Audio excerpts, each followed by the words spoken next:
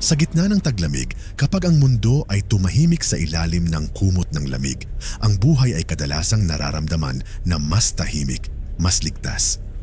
Para sa isang grupo ng mga kaibigan sa kolehiyo na nagtipon sa Reno, Nevada, ang isang weekend break ay isang welcome pause mula sa pag-aaral, isang oras para sa tawanan, skiing at shared memories. Ngunit sa pagkamatay ng isang ganoong gabi, habang ang lungsod ay natutulog, isang katahimikan na higit na masasama ang bumaba sa isang bahay.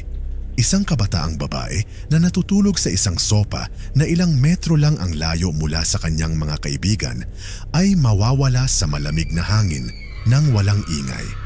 Ang umaga ay sumisikat hindi sa amoy ng kape at almusal, ngunit sa isang malamig na kahungkagan, isang misteryo na unang humahawak sa isang lungsod at pagkatapos ay masindak ang isang buong bansa. Ito ang kwento ni Brianna Denison, isang buhay na puno ng pangako at ang walang humpay na pangangaso para sa isang mandaragit na lumakad sa mga anino. Si Brianna Denison ay isang kislap ng liwanag. Ipinanganak noong Marso 29, 1988 sa Reno. Siya ay isang anak ng kabundukan at ng disyerto na kalangitan. Lumaki siya sa isang mapagmahal na tahanan kasama ang kanyang mga magulang at isang nakababatang kapatid na bumubuo ng isang mundo ng mga alaala ng pagkabata. Ang mundong iyon ay nayanig sa kaibuturan nito noong si Brianna ay 6 na taong gulang pa lamang. Biglang pumanaw ang kanyang ama, isang napakalalim na pagkawala na maaaring masira ang maliit na pamilya. Sa halip, nabuo ang isang hindi masisira na ugnayan. Ang trahedya ay naglapit kay Brianna at sa kanyang ina at ang batang babae ay sumulong. Ginagawa ang lahat sa kanyang makakaya upang suportahan ang kanyang pamilya na nagpapakita ng kapanahunan at pakikiramay na higit pa sa kanyang mga taon.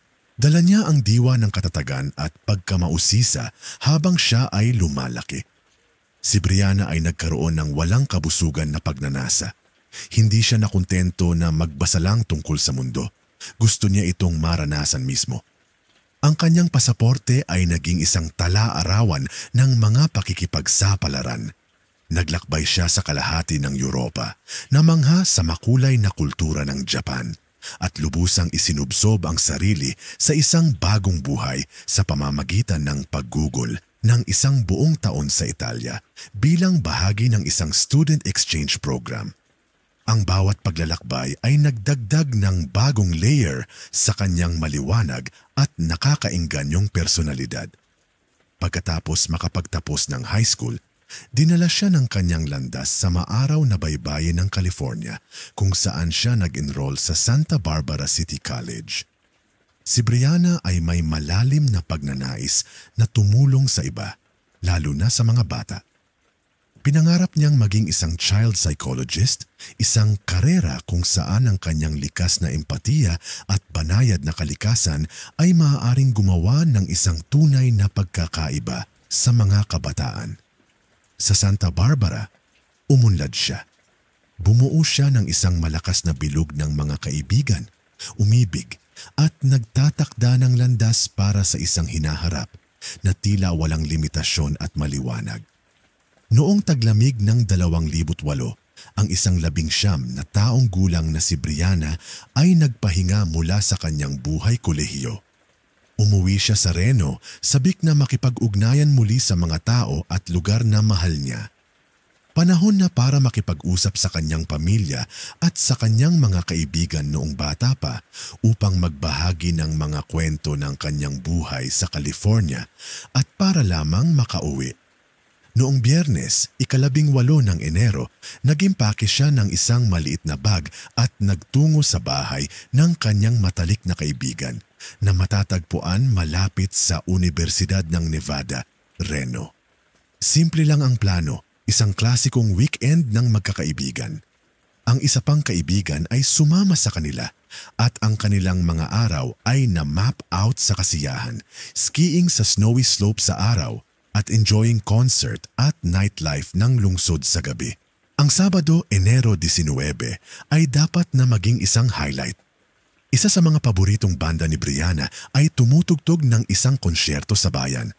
Ngunit habang lumilipas ang araw, nagsimula siyang sumama ang mga palatandaan ng malamig na kapaligiran.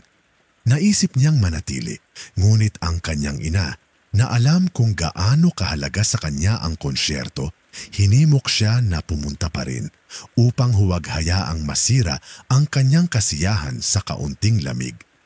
Nagpasya si Brianna na tama siya, ayaw niyang palampasin ito. Ilang oras sa konsyerto, gayunpaman, ang lamig ay nagsimulang manalo. Nang maramdaman ang pagkaubos ng kanyang enerhiya, napagpasyahan niyang makabubuting umalis ng medyo maaga at bumalik sa bahay ng kanyang kaibigan upang magpahinga, umaasang hindi na lumala ang lamig. Ang bahay ay hindi malayo, ngunit ang gabi ng Enero ay napakalamig na may mga temperatura na bumababa ng mas mababa sa pagyeyelo. Ang huling bagay na gusto niya ay ang isang mahabang paglalakad sa panahon na iyon. Paglabas niya ng venue, nakita niya ang isang sasakyang papalabas ng parking lot. Sa isang sandali ng simpleng pagtitiwala, nilapitan niya ang driver at humingi ng masasakyan. Pumayag naman ang driver at makalipas ang ilang minuto, ligtas na siyang naihatid sa bahay ng kaibigan niya. Sa loob, tahimik ang bahay. Inayos niya ang sarili sa sopa sa sala na malapit mismo sa kusina at umupo upang hintayin ang pagbabalik ng kanyang mga kaibigan. Sa wakas ay dumating sila bandang 3:30 ng umaga, puno ng lakas at mga kwento mula sa natitirang bahagi ng palabas. Saglit na nagkwentuhan ang tatlong dalaga, pinupuno ng komportableng ritmo ng kanilang pagkakaibigan ang hangin sa gabi. Bandang 4:30 ng umaga, natapos ang kanilang pag-uusap at nagpasya silang tawagan ito ng isang gabi. Ang kanyang mga kaibigan ay pumunta sa isang silid upang matulog, habang si Brianna, na komportable na, ay nagpasya na manatili sa sopa. Nagpadala siya ng huling text message sa kanyang kasintahan, naghilamos ng kumot sa kanyang sarili, at nakatulog. Kinaumagahan bandang 9:00 ng umaga, nagsimulang gumalaw ang kanyang mga kaibigan. Habang nagsimula silang mag-almusal, napansin nilang wala si Brianna sa couch. Ang una nilang naisip ay simple at lohikal. Malamang na lumipat siya sa ekstrang kwarto upang maging mas komportable. Isinara ang pinto sa likod niya. Hindi nila ito masyadong inisip. Makalipas ang humigit kumulang 40 minuto na nakahanda na ang almusal, ang isa sa kanila ay lumakad papunta sa nakasarang pinto ng kwarto at marahang kumatok na tinatawag na gisingin si Brianna. Walang sagot. Kumatok ulit siya, this time medyo mas malakas. Still, katahimikan lang. Ang isang maliit na buhol ng pagkabalisa ay nagsimulang mabuo. Sa wakas, pinihit niya ang knob at itinulak ang pinto. Walang laman ang kwarto. Hindi nagalaw ang kama. Isang alon ng pagkalito ang bumalot sa kanila. Hinanap nila ang buong bahay, tinatawag ang kanyang pangalan. Umaalingaw-ngaw ang kanilang mga boses sa biglaang kakaibang katahimikan. Mabilis nilang napagtanto na wala na si Brianna, pero nandoon pa rin lahat ng dala niya. Nakapatong ang phone niya sa dulong mesa. Nasa sahig ang kanyang pitaka. Ang kanyang mga damit ay nasa kanyang bag at maging ang kanyang mga sapatos ay nasa mismong lugar kung saan niya ito iniwan. Ang buong sitwasyon ay nadama ng malalim na mali. Nagyeyelo sa labas, isang malupit. Walang patawad na sipon. Hindi nila maisip ang isang dahilan kung bakit lalabas si Brianna sa ganoong panahon na nakasuot lamang ng t-shirt na kanyang tinulugan. Nagsimulang pumasok ang takot. Tinawag nila ang kanyang ina, umaasang maaaring magkaroon siya ng paliwanag, ngunit walang ideya ang kanyang ina kung nasaan siya. Nangako siyang susugod kaagad. Sa mga sumunod na minuto, habang naghihintay at nag-aalala, nasulyapan ng isa sa mga kaibigan ang unan sa sopa kung saan natutulog si Brianna. Huminto ang puso niya. Doon laban sa tela ay may ilang maliliit, mapula-pula kayumangging mantsa. Mukha silang dugo. Ang gumagapang na pagkabalisa ay sumabog sa matinding takot. Agad silang tumawag sa siyam isang-isa. Sa loob ng ilang minuto, ang tahimik na umaga ay nabasag ng tunog ng mga sirena at ang bahay ay naging pinangyarihan ng krimen. Nang dumating ang mga pulis, nagulat sila sa kawalan ng halatang kaguluhan. Walang nakataob na upuan, walang basag na salamin, walang senyales ng marahas na pakikibaka sa loob ng tahanan. Gayunpaman, ang ilang mga banayad na detalye ay nadama na hindi angkop sa lugar. Ang kumot na tinutulugan ni Brianna ay natagpuan ilang talampakan ng layo mula sa sopa na parang itinapon sa isang tabi. At wala na ang maliit at pinalamanan na teddy bear na ginamit niya bilang dagdag na unan. Walang senyales ng sapilitang pagpasok, walang sirang kandado o putol-putol na mga frame ng pinto. Ngunit nang tanungin, ang kanyang mga kaibigan ay naghatid ng isang nakakatakot na piraso ng impormasyon. Hindi nila nilock ang pintuan sa harap.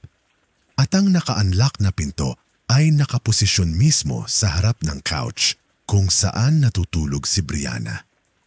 Mula sa mga unang oras ng pagsisiyasat, ang mga detektib ay nagsimulang sumandal ng husto sa isang nakakatakot na teorya. Si Brianna Dennison ay dinukot mula sa bahay habang ang kanyang mga kaibigan ay natutulog ng mahimbing sa susunod na silid. Tila imposible na siya ay kusang lumabas sa napakalamig na gabi nang walang dala, walang telepono, walang sapatos, walang Amerikana. Ngunit ang tanong na bumabagabag sa kanila ay kung paano nakapasok ang isang tao sa bahay at kinuha siya nang hindi ginising ang sinuman. Ang sagot, malamang, sa una na may bahit enge dugo.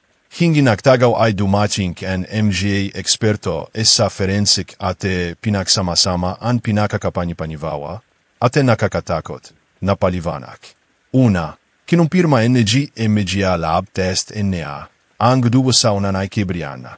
Batay sa pattern MGA mansa, naisip nila na malamang na idinin kaniyang umatake ang kaniyang mugha pababa sa unan ng may napakalaking puwersa. Sabay-sabay na pinipigilan ang kaniyang mga hiyawan at naging sanhi ang pagdurugo ang menor de edad mula sa kaniyang ilong o bibig.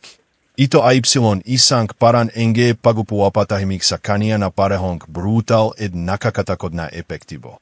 Habang ang lupno sa bahay ay napungga na sa konting mapawati, ang labo dato na sa krimen ay nakakano sa malaking tama mula sa hawan na sa pintun sa hazap. Pinyanazan nila ang knob at nataklasan ang DNA profile ng isang hindi kilalang lalaki. Ang kanyang genetic fingerprint ay wala sa anumang database nege pagpapatupat nege batas. Ibig sabihin siya ay isang multo, isang yalang pangalan na mandaragit. Nang walang ibang lit sa lupno sa bahay, nalunsa ang pulisya na sa malawang pagahan kay Brianna sa buong lungsod. Sinimulan nila ang isang kumpletong door-to-door canvas ng kapitbahayan. Humishingi sa MGA residente ng anumang impormasyon at humihing na ang MGA lalaki ay kusangklub na magbigay ng MGA sample ng na upang maalis ang MGA ITO. Samantala, ang detective ay nakialam sa personal na buhay ni Brianna simula sa kaniyang telepono.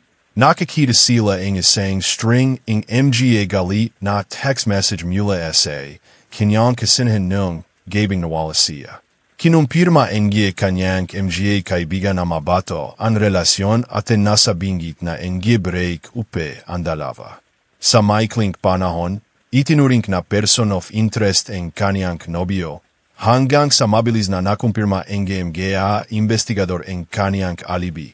Nasa ibang estado siya noong panahon ang pagdukot sa kanya at hindi posibleng nasangkot dito.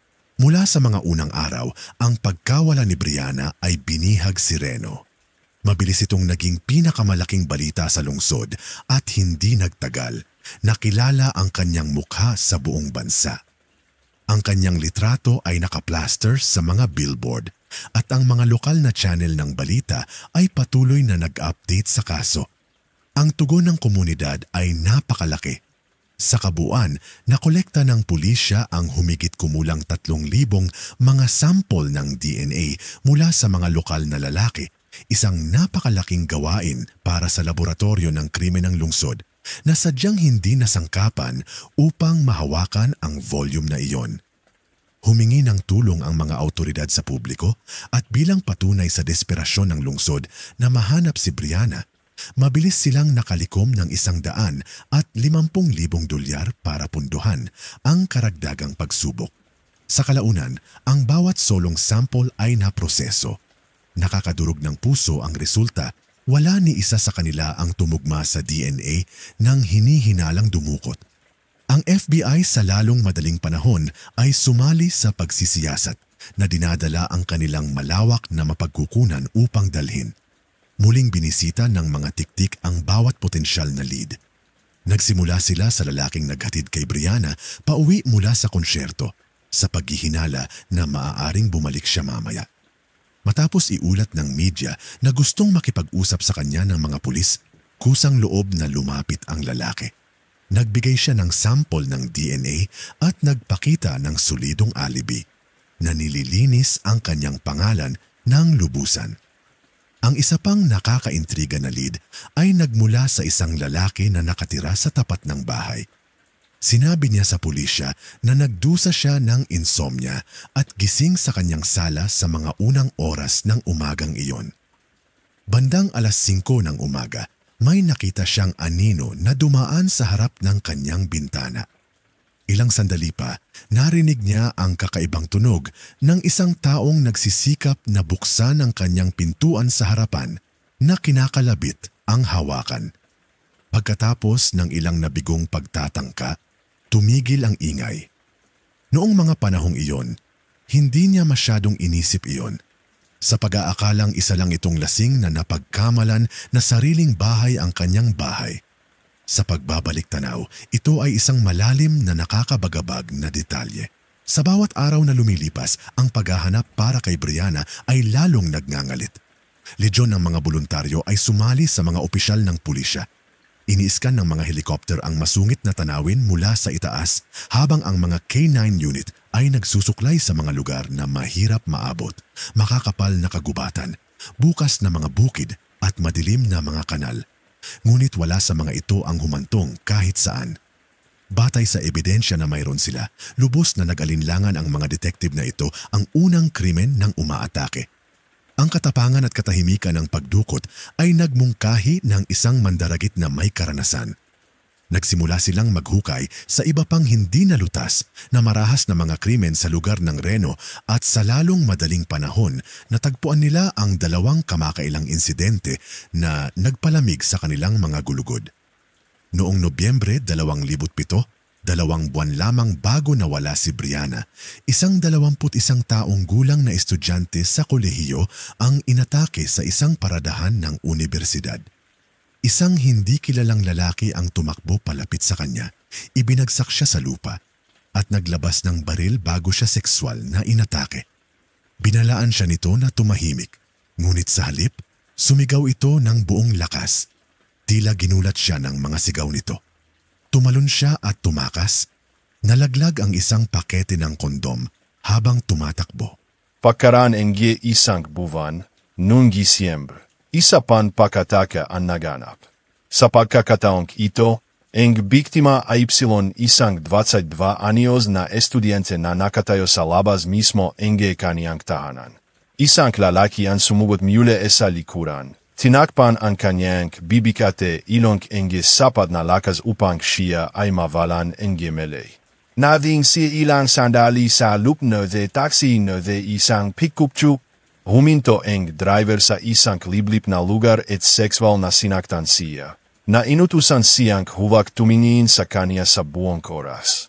Nang matapos siya, hinatid niya siya pabalik sa kanyang bahay at sinabihan siyang huwag lumingon habang naglalakad siya patungo sa kanyang pintuan. Dumiretso siya sa pulisya at nakapagbigay ang bahagayang paglalarawan. Isang makapal na puting lalaki na may tandarm. Inilarawan din niya ang kaniyang truck Nanagdagdag inge isang kakaiba at nakakagigil na detalif. Sa lopenge takshi, mayroong isang sapatos inge isang bata. Nakadon naze isa pang nakakaugnayan sa paditang naze dalawang masamang pakateken ito. Sa panahon kung gaya kaso, kinuha inge salarin ang damit na panloob inge biktima bilang isang baluktot na tropeo. Nakolekta inge mga investigador ang ebidensya inge DNA mula sa panahong kababayan. At ang mga sampel mula sa dalawang magkahiwalay na pakatake ay tumugma sa isa't isa. Engan, humiling inge pahambing ang mga detective na nagtatrabaho sa kaso ni Brianna. Ang DNA mula sa dalawang naunang pakatake ay pinatagbo laban sa sampel na natagupuan sa doorknop inge bahay kansaan huling nakita si Brianna. Bumalik ito bilang isang perpektong tugma. Ang kanilang pinakamasamang takot ay ngayon ay isang katiyakan. Nanghuhuli sila inge isang serial predator na dumadami. Isang kalalaking target ang mga kabatang babae ngayon ay nagtapos mula sa pakatake hanggang sa pagdukot. Sa sandaling ang nakakatakot na koneksyon ay tumama sa balita, isa pang estudyante ang lumapit. Sinabi niya sa pulisya na isang gabi kamakailan, may nagtangkang pasukin ang kanyang tahanan sa pamamagitan ng paghampas sa hawakan ng pinto sa harap ng napakalakas na talagang nabaluktot nito ang metal. Buti na lang at kung sino man iyon ay hindi nakapasok. Gamit ang mga paglalarawan mula sa dalawang biktima ng pag-atake, pinagsama-sama ng mga artist ng pulis ang isang composite sketch at isang profile ng suspect. Isang lalaking may katamtamang taas, nasa pagitan ng 28 at 40 taong gulang, na may solid, matipunong pangangatawan. Ang kanyang larawan ay ipinadala sa bawat lokal na pahayagan at istasyon ng telebisyon na sinamahan ng isang desperadong pampublikong pagsusumamo para sa tulong sa pagkilala sa kanya. Isang alon ng takot ang nagsimulang kumalat kay Reno. May mukha na ngayon ang Phantom Predator. Napagtanto ng mga tao na isang halimaw ang kumikilos sa ilalim mismo ng kanilang mga ilong at natakot sila na ilang oras na lang bago siya muling tumama. Ang mga benta ng baril at pepper spray ay tumaas. Ang mga kababaihan sa buong lungsod ay natakot na manatili sa bahay ng mag-isa. Ngunit kahit na sa matinding panggigipit ng publiko at libu-libong oras na ibinuhos sa pagsisiyasat, ang pulisya ay hindi mas malapit sa pag-aresto o sa paghahanap kay Brianna. Sa bawat araw na naging isang linggo, lumalabo ang mahinang pag-asa na maaaring buhay pa siya. Ang mga diver ay ipinadala upang hanapin ang nagyeyelong tubig ng ilog Truckee para sa kanyang katawan na sinamahan ng daan-daang mga voluntaryo na naglakas loob sa malamig na lamig upang maglakad sa mga tabing ilog. Ang pulisya ay binaha ng higit sa 5,000 mga tip, ngunit ang bawat isa ay humantong sa isang dead end. Ang matinding kawalan ng katiyakan na ito ay tumagal ng halos isang buwan. Pagkatapos noong 15 ng Pebrero, natanggap ng pulisya ang tawag na kinatatakutan nila. Isang construction worker ang papalabas para sa kanyang lunch break. Upang makatipid ng ilang oras, nagpasya siyang tumawid sa isang bakanteng, tinutubuan na lote patungo sa isang kalapit na kafe. Habang naglalakad siya, nakita niya ang isang itinapon na Christmas tree na nakahandusay sa tuyong kanal. May pumukaw sa kanyang mata, isang pares ng medyas na nakalabas sa likod ng mga sanga. Nagtataka. Lumakad siya palapit at nakita niya ang tila figura ng tao. Noong una, akala niya ay may iligal na nagtatapon ng manikin ng tindahan. Ngunit habang papalapit siya, bumungad sa kanya ang nakakakilabot na katotohanan. Ito ay isang katawan. Agad niyang kinuha ang phone niya at tumawag ng pulis. Ipinadala ng mga tiktik ang labi sa medical examiner upang kumpirmahin ang pagkakakilanlan at matukoy ang sanhi ng kamatayan. Hubad na hubad ang biktima maliban sa pares ng medyas. Nakahiga sa tabi ng katawan ang 2 pares ng underwear ng mga babae. Kinumpirma ng medical examiner ang kolektibong bangungot ng lungsod. Ito ay si Brianna. Namatay siya dahil sa pagkakasakal at batay sa mga ligature marks sa kanyang leeg, malamang na gumamit ang killer ng isang pares ng underwear para gawin ito. Ang pathologist ay naghatid ng isa pang mapangwasak na suntok. Si Brianna ay malamang na pinatay sa loob ng bahay ng kanyang kaibigan sa mismong gabi na siya ay nawala. Ang kanyang katawan sa kalaunan ay lumipat sa tiwangwang na lote. Nangangahulugan ito na wala na siya sa simula pa lang. Tungkol naman sa underwear na natagpuan sa pinangyarihan, ang isang pares ay pag-aari ng kaibigan ni Brianna mula sa bahay. Hindi man lang niya namalayan na nawawala sila. Ang pangalawang pares, gayunpaman, ay isang misteryo. Naniniwala ang mga tiktik na sadyang iniwan sila ng pumatay sa pinangyarihan, isang may sakit at baluktot na mensahe para tuyain ang pulis. Si Brianna ay nasekswal din at ang lalaking DNA ay nakuha sa kanyang katawan. Gaya ng inaasahan, tumugma ito sa mga sample mula sa dalawang naunang pag-atake at ang natagpuan sa doorknob. Ang balita na natagpuan ang bangkay ni Brianna ay tumama kay Reno na parang suntok sa bituka. Libu-libong mga tao ang sumusunod sa kaso na kumakapit sa pag-asa na kahit papaano ay matagpuan siyang buhay. Ang pag-asang iyon ay nawala na ngayon, napalitan ng kalungkutan at galit. Sa sumunod na mga linggo, ang mga pulis ay patuloy na nagtatrabaho ng walang pagod upang matukoy ang kanyang pumatay. Ngunit ang bawat lead na kanilang hinabol ay nauuwi sa pagkabigo. Pagkalipas ng ilang linggo, nagpasya silang magbahagi ng isang tiyak, nakakagambalang detalye sa publiko, na nagpapakita na ang salarin ay tila nangongolekta ng damit na panloob ng kanyang mga biktima bilang mga tropeyo. Inaasahan nila na maaaring napansin ng isang kamag-anak, kasintahan o isang kakilala ang isang bagay na kahina-hinala. Ngunit walang mga kapakipakinabang na tip ang pumasok. Mula noon, ang pagsisiyasat ay natigil. Kahit na dos-dosenang mga opisyal pa rin ang nakatalaga sa kaso, naging malamig ang landas. Ang mga linggo ay naging buwan. Sa kabila ng lahat ng kanilang mga pagsisikap, nagsisimula itong maramdaman na ang pumatay ay nawala ng walang bakas, na nagawa niyang makatakas dito. Ngunit nagbago ang lahat noong Nobyembre 1, 2008, halos isang taon pagkatapos ng pagpatay. Nakatanggap ang departamento ng pulisya ng tawag mula sa isang taong gustong manatiling hindi nagpapakilala.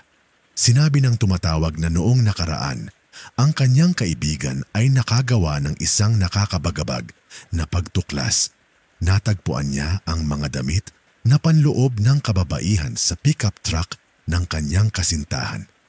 Nang kumprontahin siya nito tungkol dito, ang kanyang dahilan ay tila mahina at malalim na kahina-hinala at marami pa.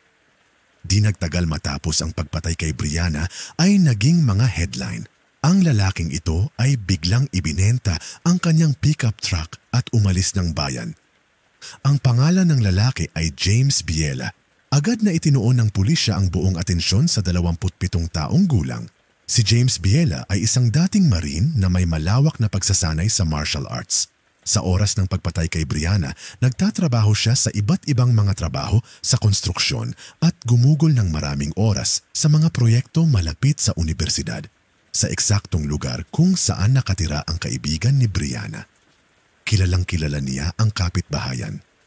Sa paghuhukay ng mas malalim, natuklasan ng mga detective ang isang nakatagong kasaysayan ng karahasan.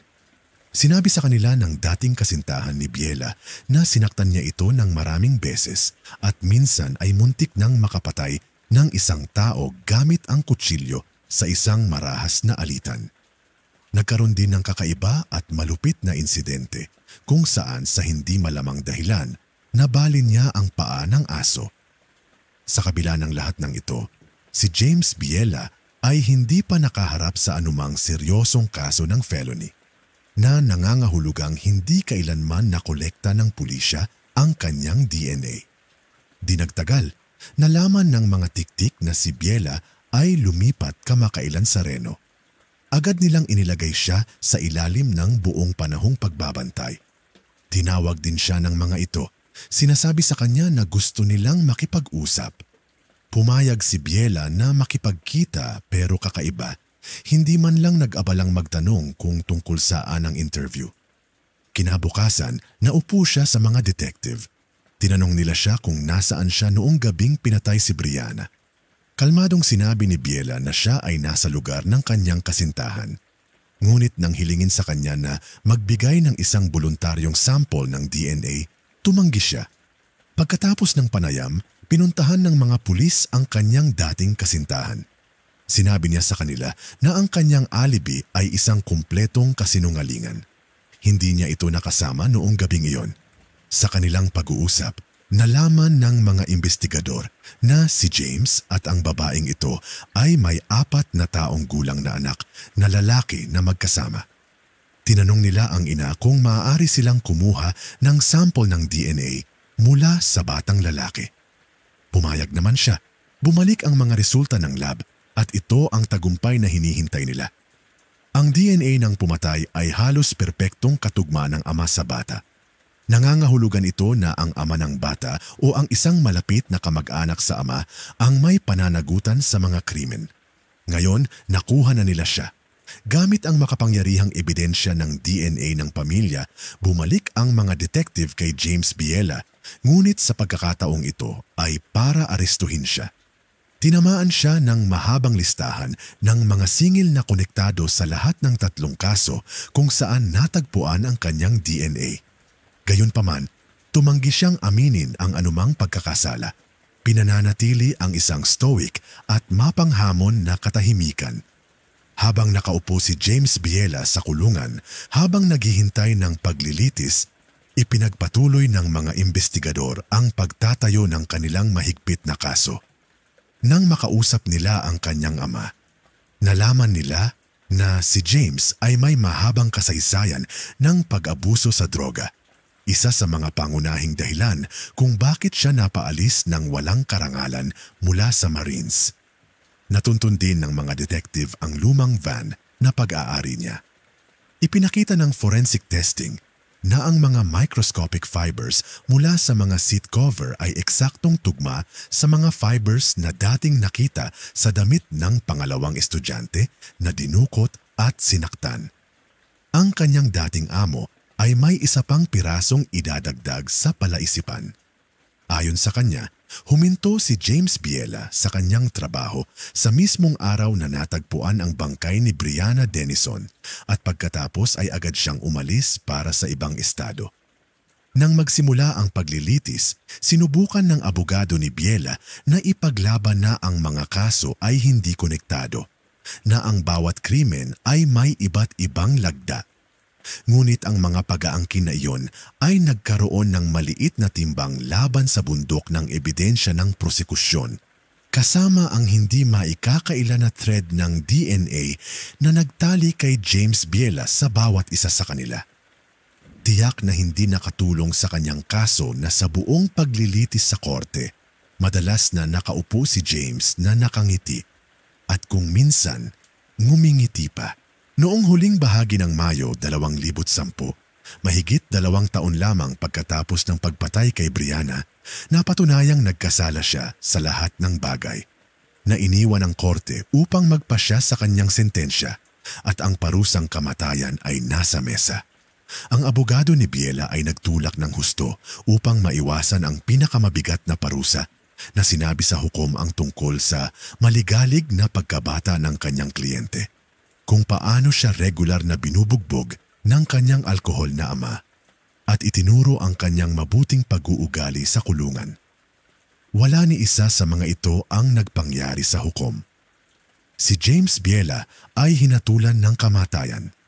Pagkalipas ng ilang buwan, nakatanggap siya ng 4 na karagdagang habambuhay na sentensya para sa iba pang mga kaso. Ibig sabihin, kahit na hindi mangyari ang kanyang pagbitay na ganap, na posible dahil sa mga komplikado ng parusang kamatayan, ay wala pa rin siyang pagkakataong makalakad ng malaya. Sa sumunod na mga taon, ilang beses na sinubukan ng mga abogado ni Biela na bawiin ang hatol, ngunit sa bawat pagkakataon, pinagtibay ng Korte Suprema ng Estado ang parusang kamatayan. Dahil dito, Si James Biela ay nananatiling nakakulong sa death row, isang multo na hindi na muling magmumulto sa mga lansangan ng Reno. Matapos siyang arestuhin, inilaan ng pamilya ni Brianna ang kanilang hindi maisip na kalungkutan sa layunin. Itinulak nila ang isang bagong batas sa Nevada na nag-aatas sa pulisya na kolektahin ang DNA mula sa sinumang inaresto dahil sa isang marahas na krimen. Naniniwala sila na kung ang naturang patakaran ay ginawa ng mas maaga, si James Biela ay nahuli pagkatapos ng kanyang unang pag-atake. Ang kanyang DNA ay pumasok sa sistema at maaaring naligtas ang buhay ni Brianna. Ang batas na kilala bilang Brianna's Law ay naipasa na lumikha ng isang pangmatagalang legacy sa kanyang pangalan na maaaring maprotektahan ang hindi mabilang na iba. Nakalulungkot, ang pagkamatay ni Brianna ay hindi ang huling mapangwasak na dagok sa kanyang pamilya. Sa isang malupit na twist ng kapalaran, eksaktong 10 taon pagkatapos ng kanyang pagpatay, nawala ang kanyang 19 na taong gulang na pinsan at hindi na natagpuan. Sinabi niya sa kanyang mga magulang na pupunta siya sa ibang estado kasama ang isang lalaki na nakilala niya kamakailan at pagkatapos ay tumigil na lamang sa pagsagot sa kanyang telepono. Ang kanyang pamilya ay natatakot sa pinakamasama, ngunit umaasa pa rin na balang araw makakakuha sila ng mga sagot, na balang araw ay maaaring umuwi siya. Para sa isang pamilyang nagtiis na ng husto, ito ay isang sugat na nananatiling masakit na bukas. Isang pangalawang kwento na walang katapusan. Well, iyon ang nagtatapos sa video ngayon. Talagang umaasa akong nagbigay ito sa iyo ng mahalagang insight sa ilan sa mga pinakanakaligtaan na mga kaso sa buong taon. Kung nakita mong nakakatulong ito, mangyaring isaalang-alang ang pag-like, pag-subscribe at pag-on ng mga notification para manatiling updated. Salamat muli sa iyong oras at suporta. Marami pa sa daan, kaya manatiling nakatutok.